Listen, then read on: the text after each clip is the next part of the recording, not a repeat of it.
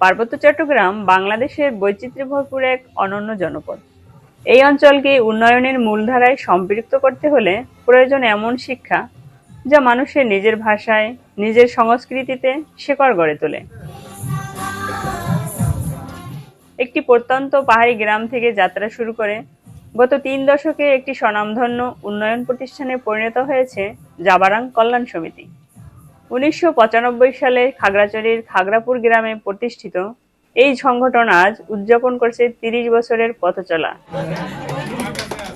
২১ December ২০২৫ রাজধানীর গুলশানে অবস্থিত ক্রাউন প্লাজা হোটেলে জাবারাংয়ের ৩০ বছর পূর্তি উপলক্ষে আয়োজিত হয় এক বর্ণাঢ্য অনুষ্ঠানে প্রধান অতিথি হিসেবে উপস্থিত ছিলেন এনজিও বিষয়ক ব্যুরোর সম্মানিত পরিচালক যুগ্ম সচিব জনাব মোহাম্মদ আনোয়ার হোসেন।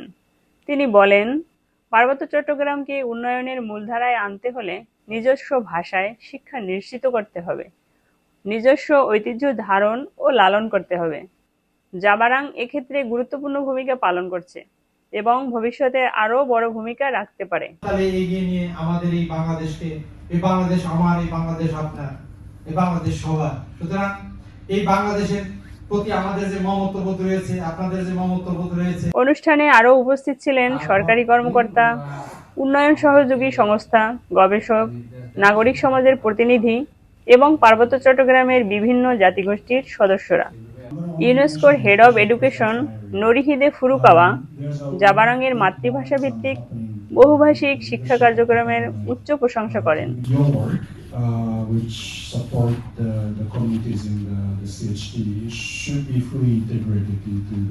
অনুষ্ঠানের শুরুতে পরিবেশিত হয় জাতীয় সঙ্গীত ও পার্বত্য চট্টগ্রামের ঐতিহ্যবাহী সাংস্কৃতিক পরিবেশনা, যা এই অঞ্চলের বৈচিত্র্য ও গৌরবকে নতুন করে তুলে ধরে।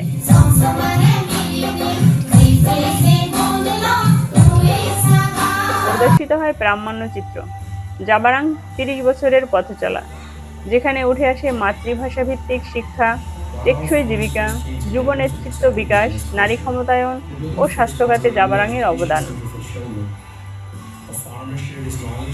৩০ বছরের এই পথচলা শুধু একটি প্রতিষ্ঠানের নয়, এটি পার্বত্য চট্টগ্রামের মানুষের অধিকার, ভাষা ও মর্যাদার সংগ্রামের গল্প। নিজস্ব ভাষায় শিক্ষা, এই দর্শন নিয়েই জাবারাং এগিয়ে চলছে ভবিষ্যতের পথে।